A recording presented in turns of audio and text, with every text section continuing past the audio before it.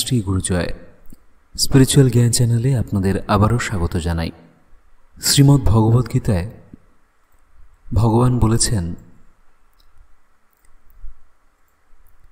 यथा धारणी वासंसि जीर्णानि यथा विहाय नवानि गृह्णाति नरोपराणि तथा शरीराणि विहाय जीर्णान्यानि संयाति नवानि देहि। এর অর্থ কি? যেমন একজন মানুষ পুরনো কাপড় ত্যাগ করে এবং নতুন কাপড় পরিধান করে, তেমনি আত্মা পুরনো শরীর ত্যাগ করে নতুন শরীর ধারণ করে। কিন্তু মানুষের ভগবানের কথায় বিশ্বাস নেই। মানুষ ভাবে চিতাতেই সব শেষ। ভগবানের কথাও মানুষ বিশ্বাস করতে চায় না। অপরদিকে বাংলার বাউলগণ ঈশ্বরের এই কথাই গানে গানে বলছেন। ওনারা বারবার বলছেন, কে বলে মানুষ মরে, আমি বুঝলাম না ব্যাপার। কে বলে মানুষ মরে? ও মানুষ মরলে পরে বিচার হবে কার? কে বলে মানুষ মরে, আমি বুঝলাম না ব্যাপার। তবু আমরা শোকে কাতর হই। এই প্রসঙ্গেই আজকে আমাদের আলোচনা।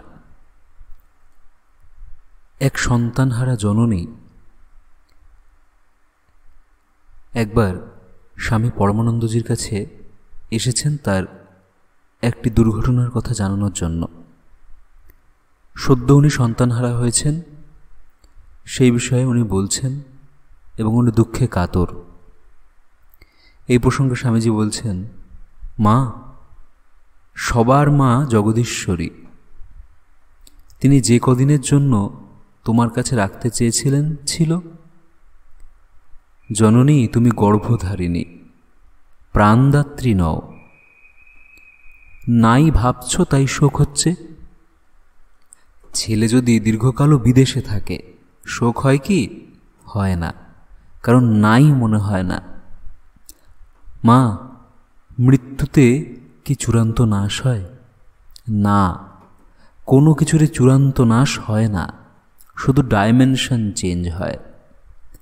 দেবতা, মনুষ্য, ভূতাদি ভিন্ন ভিন্ন ডাইমেনশনে রয়েছে। এক এক ডাইমেনশনে বিশেষ কিছু সুবিধাও রয়েছে। অশরীরী একজন হয়তো এখানে আমার কাছে দাঁড়িয়ে দেখছে, শুনছে, অন্য কেউ ওকে দেখছে না, এটা ওর সুবিধা, তাই না? মৃত্যুতে 17 তত্ত্বের সূক্ষ্ম শরীর স্থূলদেহ হতে নির্গত হয়ে যায়। যে জ্ঞানী সে দেখতে পায় বই কি, সবাই পায় না। সবাই কি জীবাণু ভাইরাস দেখতে পায়? জ্ঞানী দেখে যে মৃত্যুর পরেও রয়েছে। মৃত্যুতে যে চূড়ান্ত নাশ হয় না সে কথা তো ভগবান নিজেই গীতায় বলেছেন। লোকে পড়েও, কিন্তু ভগবানের কথাও বিশ্বাস করে কোথায়? আবার একজন সাথে সাথে প্রশ্ন করে উঠলেন, বাবা, অপঘাতে মৃত্যুর পরে নাকি বিভ্রম উপস্থিত হয়, ওই বিষয়ে একটু বলবেন। উনি বলছেন, মৃত্যুর পরেও ভাবে, এ কি, এরা কাঁদছে কেন, আমার কথা শুনছে না কেন? ভালোবাসা এবং বেদনা উপস্থিত হয়। যখন দেখে শ্রাদ্ধ হচ্ছে, ছেলের মাথা কামানো, কাছা পড়া, তাকে উদ্দেশ্য করে পিণ্ড দিচ্ছে, তখন বুঝতে পারে যে সে মরে গেছে, শরীর নেই। দুঃখে মূর্ছিত হয়ে যায়। মন বুদ্ধিতে, বুদ্ধি অহংকারে, অহংকার চিত্তে প্রসুপ্ত হয়। চিত্ত যেন এরোপ্লেনের ব্ল্যাক বক্স, সব কিছু এতে রেকর্ডেড হয়ে থাকে। আর আমরা যে শাস্ত্রে পড়ি চিত্রগুপ্তের কথা, ওই সেই চিত্ত যেখানে সব কিছু রেকর্ডেড হয়ে থাকছে, সেটাই আমাদের চিত্ত। চিত্রগুপ্ত যেমন সব কিছুর হিসাব রাখছেন, সেরকম সব কিছুর হিসাব রেকর্ডেড হচ্ছে এই চিত্তে। শাস্ত্রে এক সুন্দর গল্প আকারে বিজ্ঞানটাকে বোঝানো হয়েছে। এটাই স্বামীজি খুব সুন্দরভাবে বুঝিয়ে বললেন। ভগবদ্গীতায় 2য় অধ্যায়ে শ্রীকৃষ্ণ অর্জুনকে মৃত্যুর প্রকৃত স্বরূপ এবং এর পরবর্তী জীবনের বিষয়ে ব্যাখ্যা করেছেন। তিনি বলছেন, মৃত্যুই জীবনের শেষ কথা নয়, বরং এটি আত্মার এক অবস্থান থেকে অন্য অবস্থানে স্থানান্তর মাত্র। শ্রীকৃষ্ণ বলেছেন, আত্মা অমর এবং অপরিবর্তনীয়।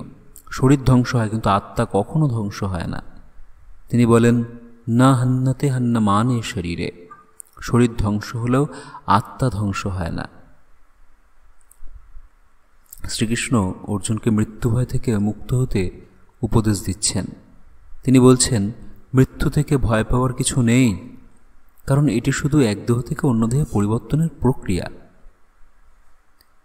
হত বা প্রাপ্তি স্বসর্গাৎ জিত্যা বা ভক্ষ্যসি মহিম। অর্থাৎ তুমি যদি যুদ্ধক্ষেত্রে মারাও যাও তবে স্বর্গ লাভ করবে, আর যদি যেত তবে পৃথিবীর রাজ্যভোগ করবে। আমরা পূর্বে আলোচনা করেছি, স্বর্গ নরক বা বিভিন্ন রিলিজিয়ানে বলা হয় জান্নাত জাহান্নাম, এছাড়াও হেভেন হেল, এইসবের কথা।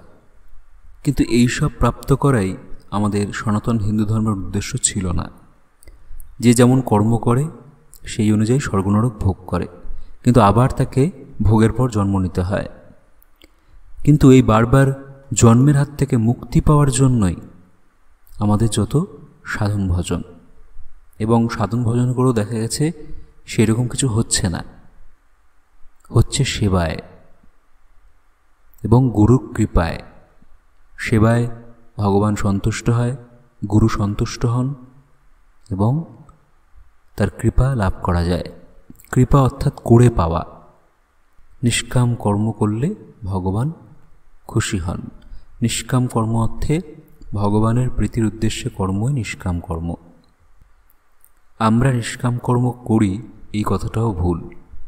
নিষ্কাম কর্ম গুরু করিয়ে নেন। ভগবান শ্রীকৃষ্ণ মৃত্যুর পরবর্তী জীবনের প্রসঙ্গে নিষ্কাম কর্মের গুরুত্ব ব্যাখ্যা করছেন। তিনি বলছেন, কর্মফলের প্রতি আসক্তি ছেড়ে দিয়ে নিজের কর্তব্য পালন করতে হবে।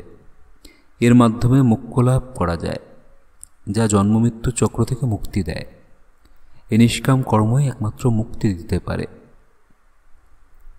ভগবদ্গীতায় শ্রীকৃষ্ণের উপদেশগুলি আমাদের জীবন এবং মৃত্যুর প্রকৃত অর্থ বোঝার সুযোগ করে দেয়। তিনি বলেন, মৃত্যুর পরেও আত্মার যাত্রা অব্যাহত থাকে এবং এটি আমাদের কর্ম এবং চিন্তাধারার উপর নির্ভর করে। তাই জীবনে সৎকর্ম এবং সৎ চিন্তা করার মাধ্যমে আমরা মৃত্যুর পরের জীবনের জন্য প্রস্তুতি নিতে পারি। দুঃখের বিষয়, ওই যে স্বামীজি বললেন যে আমরা গীতা পড়িও, কিন্তু ভগবানের কথায় বিশ্বাস করি কোথায়? শ্রীকৃষ্ণের বাণী নিয়ে আমরা লাফালাফি করছি, এদিকে প্রশ্ন করছি পুনর্জন্ম কি সত্যি? তার মানে গীতায় আমাদের বিশ্বাস নেই। বিশ্বাসে মেলায় বস্তু তর্কে বহুদূর। বিশ্বাস, ভক্তি এবং নির্ভরতা। গীতার প্রতিটি শ্লোক ধ্রুব সত্য এবং তা প্রমাণিত, তবুও মানুষ বিশ্বাস করতে চায় না। গীতায় 2য় অধ্যায়ে 20 নম্বর শ্লোকেও কিন্তু আমরা পাচ্ছি, আত্মা কখনো জন্মগ্রহণ করে না এবং কখনো মরেও না। এটি শাশ্বত, চিরন্তন এবং পুরাতন। এটি দেহ ধ্বংসের সময়ও ধ্বংস হয় না।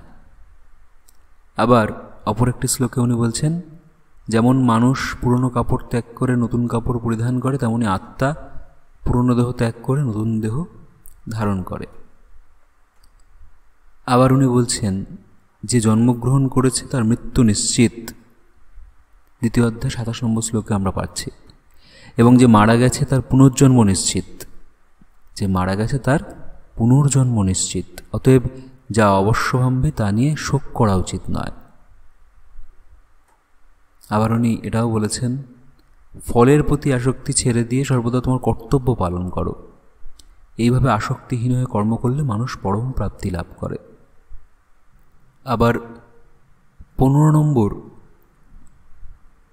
অধ্যায়ের 7 নম্বর শ্লোকে উনি বলছেন, সমস্ত জীব আমারই অংশ, যারা শাশ্বত এবং প্রকৃতির সঙ্গে নিজেদের মন এবং ইন্দ্রিয়ের মাধ্যমে সম্পর্ক স্থাপন করে।